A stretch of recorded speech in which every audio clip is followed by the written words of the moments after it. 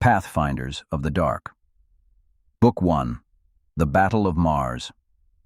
Episode 13. Chapter 26. The Flotilla. The Ardent ran sunward for 9 days to catch the flotilla, and when it finally did, Jax stood at a viewport and understood for the first time the size of what was left. It filled the dark from edge to edge of the glass. Hundreds of ships strung out across 100,000 kilometers, moving together at the patient crawl of the slowest among them. Colony haulers with their holds converted to bunks. Habitat rings under tow, turning slowly to make a little gravity for the people inside. Refit freighters so crowded that he could see, through their viewports, the shapes of families pressed against the glass to look out at the same stars he was looking in at. There were gardens growing in cargo bays, green smears of light behind grimy ports. There were lines of washing strung in passenger holds. There was, threaded all through the slow civilian mass, the thin, hard screen of warships, far too few of them, turning and watching the dark the way sheepdogs watch a tree line.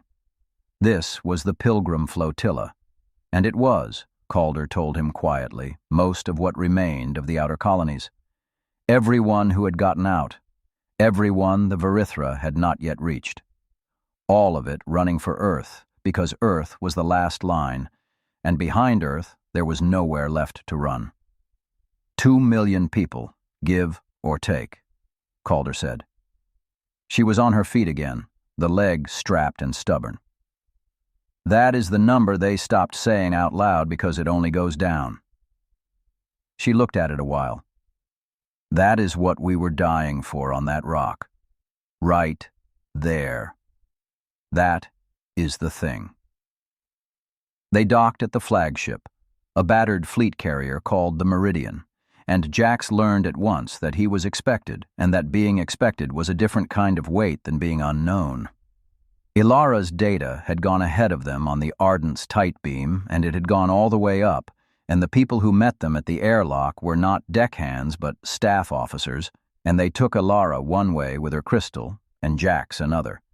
And Malik stood lost in the middle of it until an older crewman took him in hand and found him a berth and a job, because the fleet had learned that the cure for a 19-year-old's grief was work, and there was always work.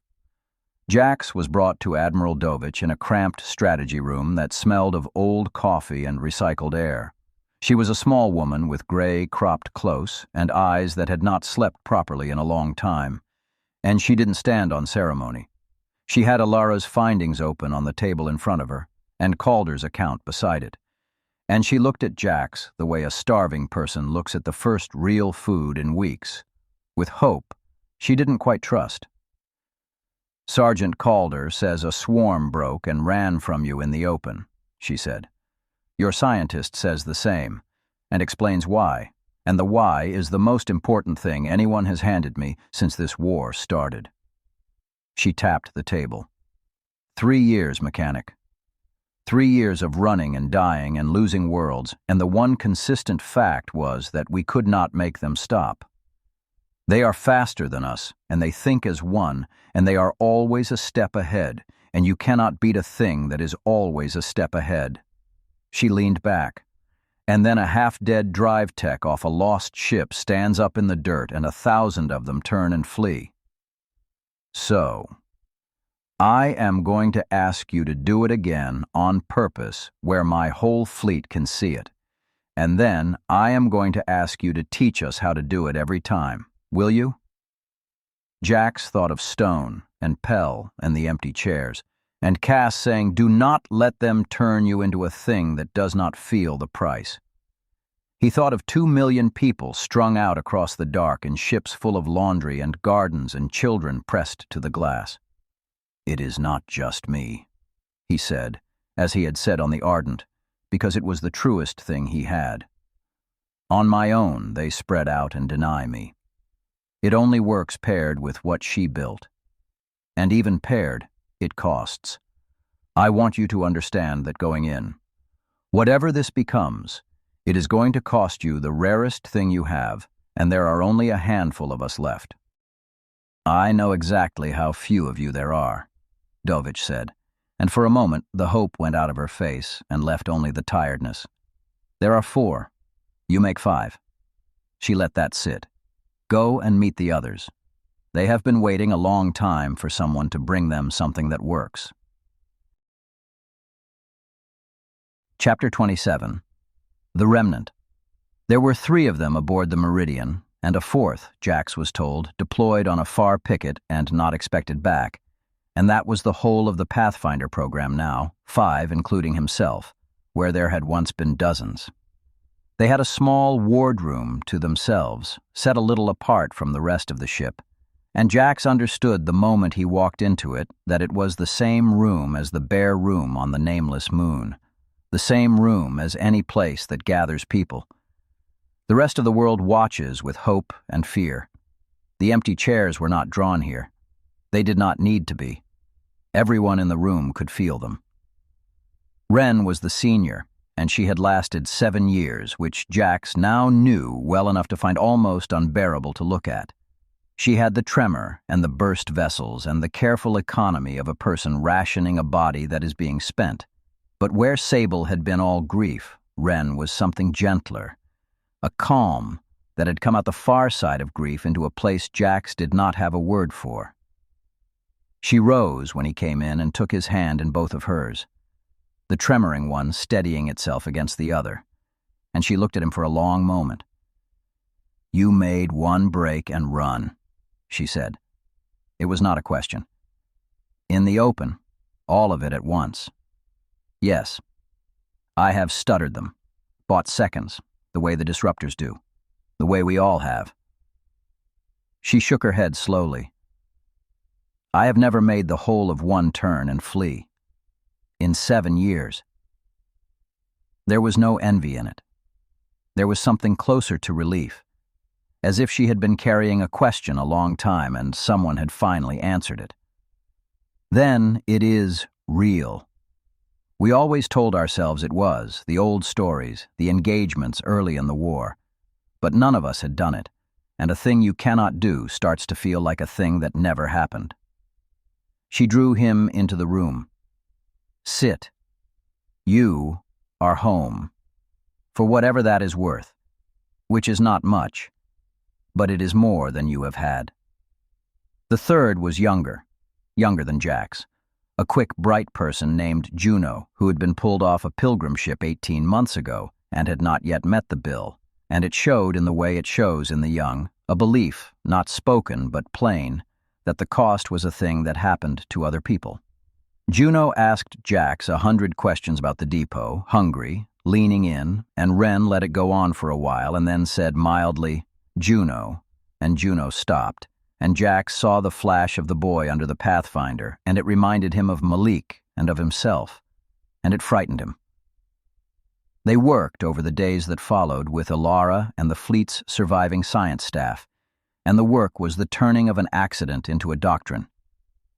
Alara had her crystal and her 2 years at Outpost 7, and the fleet had real fabricators and real power, and between them they built disruptors that were not lashed-up power cells and hope, but proper instruments, tuned, directional, repeatable. And Jax and Ren and Juno worked the other half of it, the human half, the part no fabricator could build. It was Alara who named the problem, because she had seen it at the canyon. "They adapt," she told the assembled officers, with Quan's data on the screen behind her. The first time Jax broke one, it was tight, one body, one field, and he broke all of it at once. The next time, 2 days later, they came spread wide, several smaller fields held apart, precisely so that no single break would take the whole. A Pathfinder breaks what he can reach. Reach is the limit. One mind can break one field. Against a spread formation, one mind breaks one cluster and the rest roll over him. "So you need more than one mind," Ren said quietly. She had already arrived where Alara was going. "You need a break at every point of the spread, at the same instant. You need us working together." The room was silent, because it had never been done. Pathfinders were solo assets. There had never been enough of them in one place to try, and the few there were had been too precious to risk together. But there were 3 of them here, and a doctrine to prove, and a flotilla running out of dark to run through. In concert, Jack said, testing the shape of it. Disruptors cut the field at each cluster. Each of us takes one. We all go down and choose at the same moment, so the whole spread guesses wrong at once, the way one tight swarm did at the depot. It would have to be timed to the half-second. It would cost all 3 of us at once, Wren said. She did not say it as an objection. She said it the way she said everything, plainly, so that no one could pretend not to have heard it. 3 of the last 5 in one engagement. The Admiral should know that is the price of her doctrine before she spends it, not after. She knows, Jack said. He had made sure of that. He thought of Cass again, her hand flat on his chest. He had decided, somewhere on the Ardent, that whatever he became, he would not let the cost go unspoken. That was the one thing he could still control. I told her. I will keep telling her. Every time. Out loud. He looked at Juno, who had gone quiet at last, who was beginning, maybe, to feel the edge of the bill. And I will tell you too, because someone told me, and it is the only thing that kept me a person. This works by spending us. Do not ever let them make it look like anything else. Episode 14 arrives next week. The Bait.